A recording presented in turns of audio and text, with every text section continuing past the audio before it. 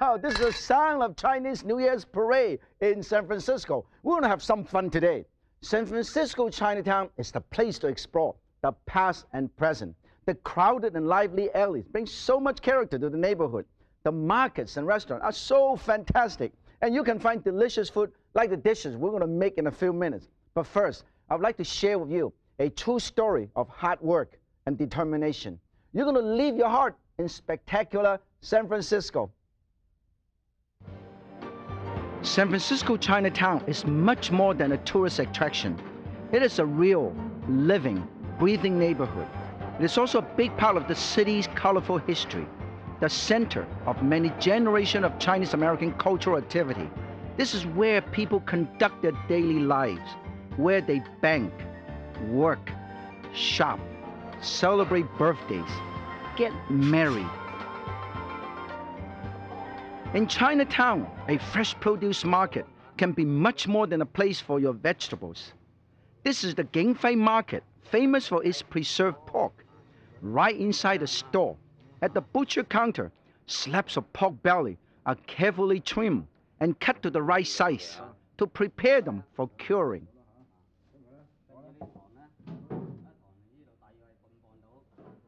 Before refrigerators, curing was one of the best ways to keep meat from spoiling.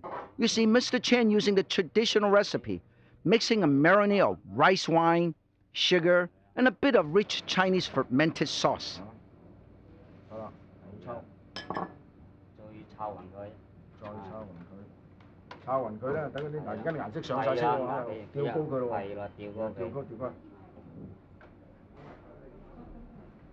In crowded Chinatown, space is always a big concern. So to hang the preserved pork, we go up to the roof. We may not get as much sun in San Francisco as other cities, but the sun that we get is put into good use.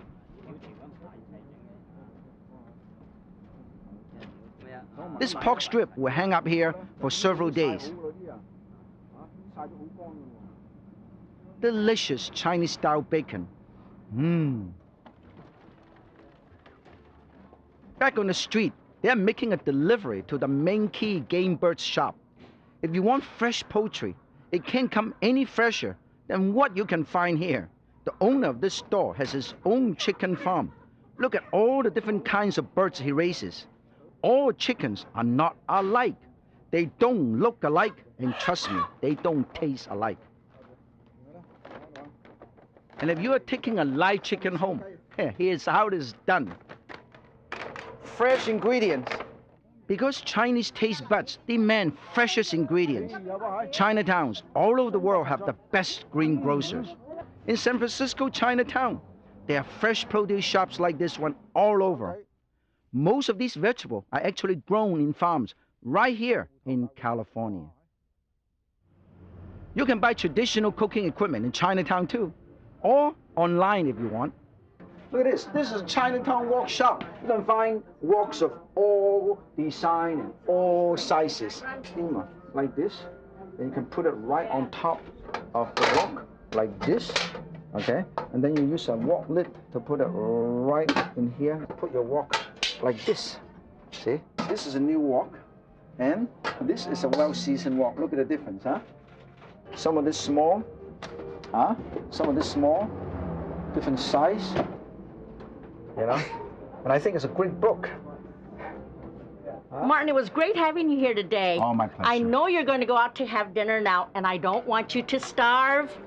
You never starve, because I can pick up a piece of sweet and sour pork. Thank you, Dana. Appreciate very much having me. Thank you, Martin. Goodbye. It was Thank my you. pleasure.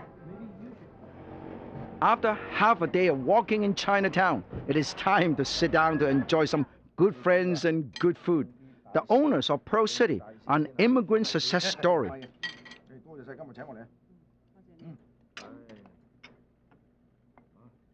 Mr. and Mrs. Chen were poor farmers from southern China.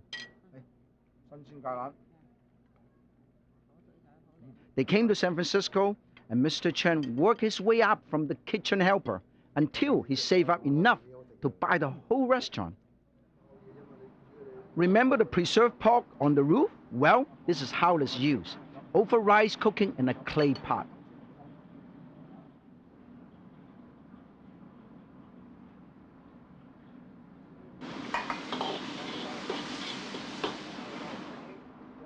And now the chef is making some special clam. Hey, my producer's favorite. These clams are cooked in a broth flavored with Shaoxing rice wine. They smell so good.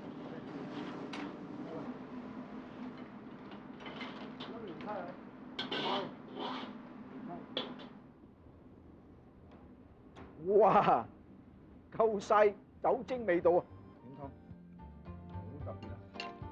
So, the farmer is now a restaurateur.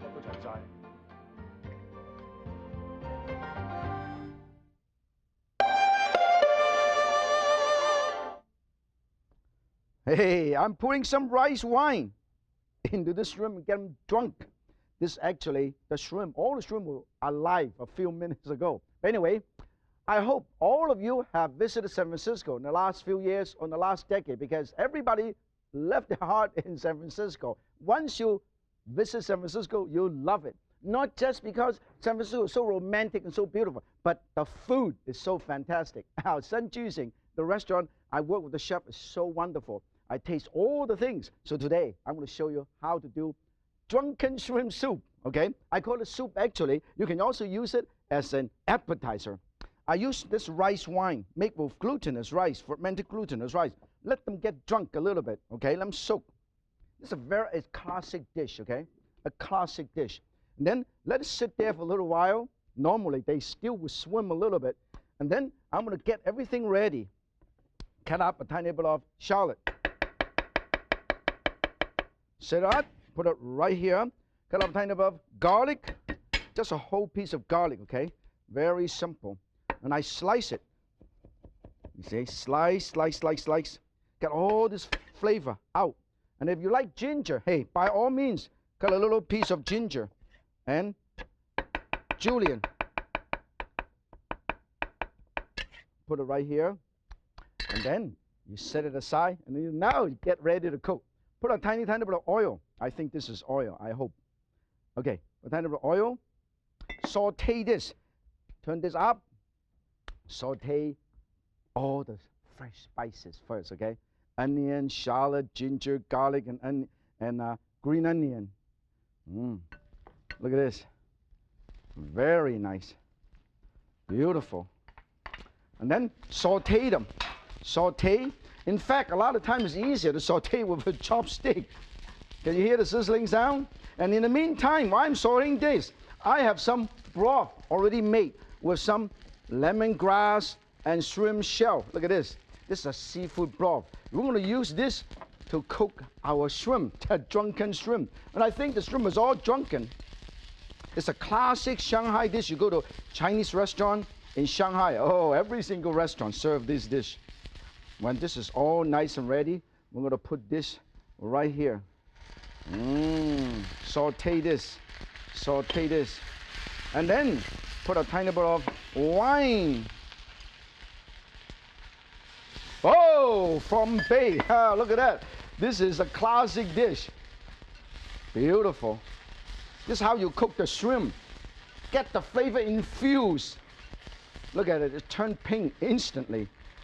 Now, when it's almost ready, you get burn out the alcohol, but it got flavor really permeates, seep into the shrimp. Then you put the broth in. Oh, look at this. This is so beautiful. Look at this. It is sizzling, and it's still sizzling. Look at that. We're going to cover this up and let it cook for a little while. In the meantime, I want to show you how easy it is to get everything else ready, to put it in to enhance the flavor. I would like to have some color, so I'll use a tiny bit of chili. Okay? Put this in, and I have some green onion for extra flavor and color. And I also cut this up. That's all I need. I put it right here. And also I have some extra yellow chive. I don't want to waste it. I found it in my fridge. I also put a tiny bit of this in, and that's all we have to do. Put them all together right here. In the meantime, I also want to show you, if you have shrimp, how can you use this and take care of this? You want to have the whole thing with the head, because it tastes better. Okay? Now, this is how you do it. First, you trim this. You trim the leg, trim a little bit of the tail, and trim this. This piece is very sharp, so you want to trim this too. trim this piece and trim more leg, and that's the whole thing. That's all you have to do. And use it this way. And of course, let us check our shrimp because it smells so good. Let me taste. A lot of times people don't realize Chinese chef use a lot of Shaoxing wine. I'm going to taste a little bit. Smell it. They ferment for about 6 to 8 months. Okay. This is good for drinking as well as got very delicate flavor. It tastes like a good grade dry sherry. So you can use dry sherry too. Let us take a look at this. Whoa, look at this, how beautiful this is. And then we're going to add a tiny bit of everything else in. Sprinkle a tiny bit of these to add the flavor. You know what? I am going to serve these. And, you know, I cook everything with the shell. You know why? It tastes better. It keeps the moisture and get juice in and tastes a lot better. Now, let's taste the broth and the wine together. Ooh, scrumptious. We are ready to serve. When you serve, this is how you do it. You cover this up, you shut this off, and you are ready to put this right over here. And then right before you serve, you open this up. Oh, this is a drunken shrimp soup.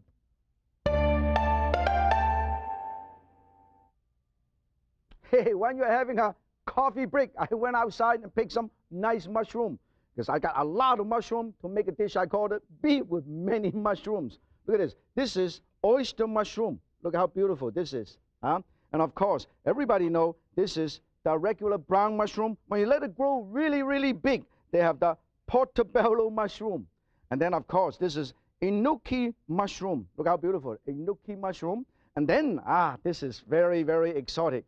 Very, very highly priced in Japan. The king eringi mushroom. And this is the queen eringi mushroom. This is the baby eringi mushroom. Actually, the Chinese call wangjigu, or I call it the drumstick gai bei gu because it's very nice and great texture. And I'm going to cut this up and use this. Look at this.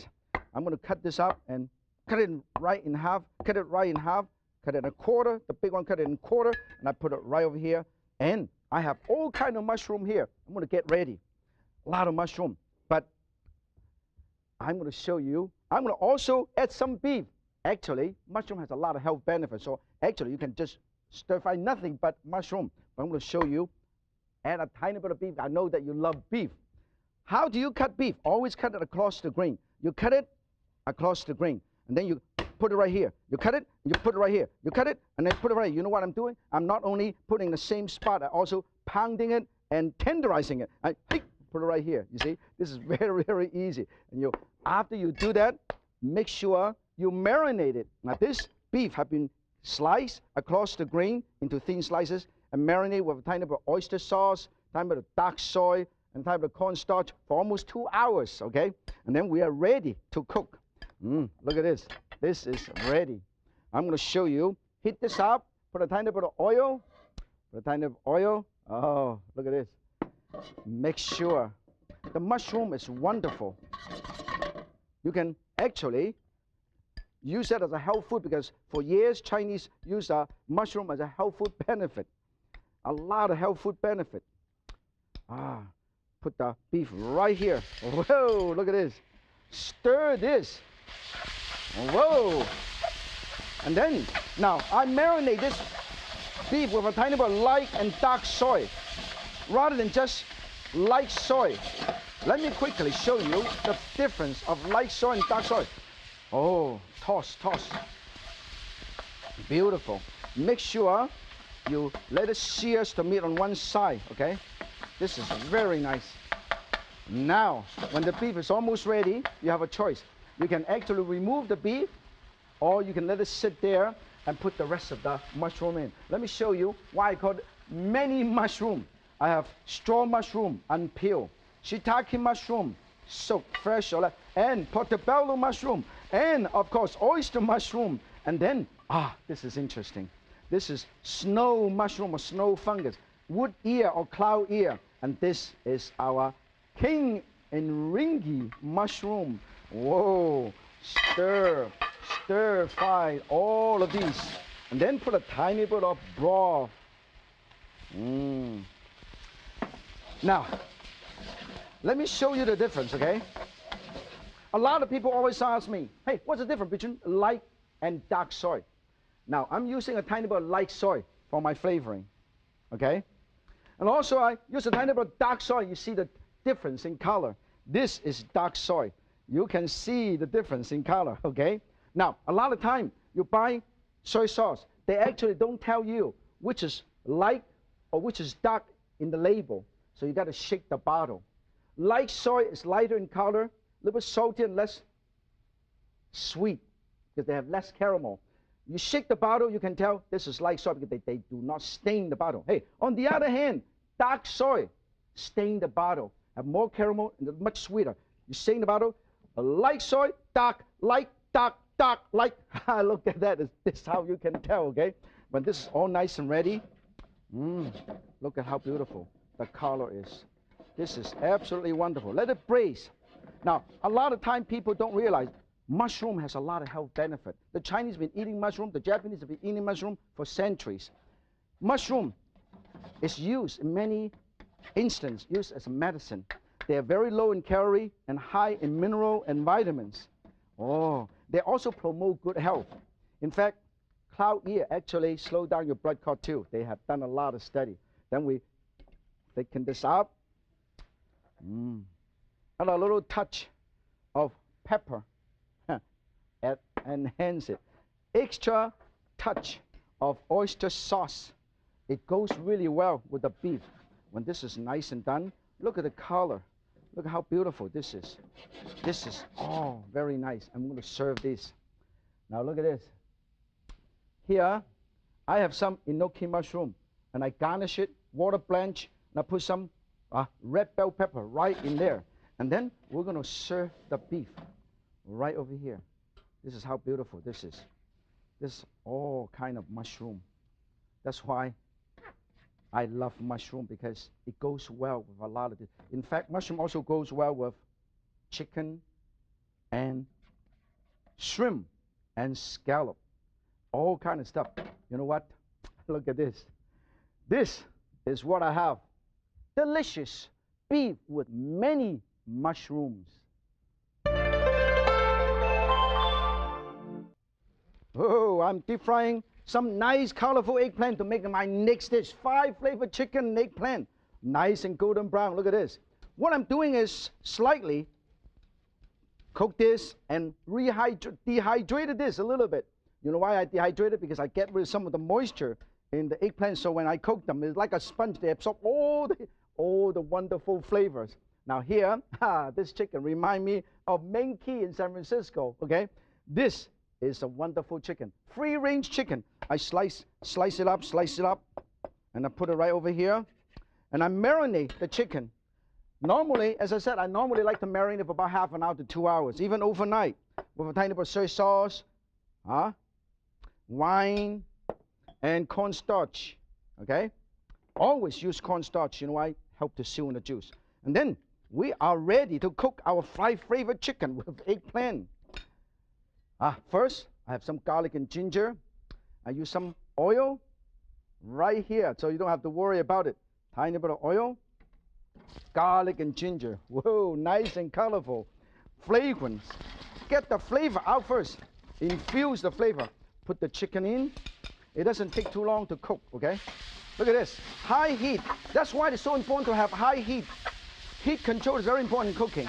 This is a wonderful, intense heat right underneath my little stir-fry pan. Now this is what you call stir-fry. While you fry, you stir them as much as possible. For extra flavor, chef like to also do this. Put a tiny bit of extra soy sauce. Splash it in like this right now. Whoa, look at this. Yeah, look at the color. And then some Thai basil. Now this is Thai basil. Look at this. Nice purple color stem. Very fragrant. Then I put the eggplant right back in here. Continue to stir. Whoa! Now flavoring. Sesame oil, kind of extra wine, black vinegar, balsamic vinegar, ketchup, very unique dish. Little ketchup right here, and a tiny bit of sweet chili paste or chili sauce would do it. Get that wonderful flavor contrast. Look at the color. Now, if you happen to have some extra eggplant, you know what you can do? You slice it up like this. Look at this. You slice it up like this. Just slice it up, spread it out, marinate with a tiny bit of olive oil, garlic, and ginger. You put it over here, and you grill them right here. This is how you can do it. Look at the wonderful. You can grill a whole bunch of them. Oh, you know what? This is definitely done. We don't want to waste any time. And then when it's done, we put it over here. I want to show you how easy it is to garnish this dish. Look at how beautiful this is. Just enough. We don't want to miss any of these.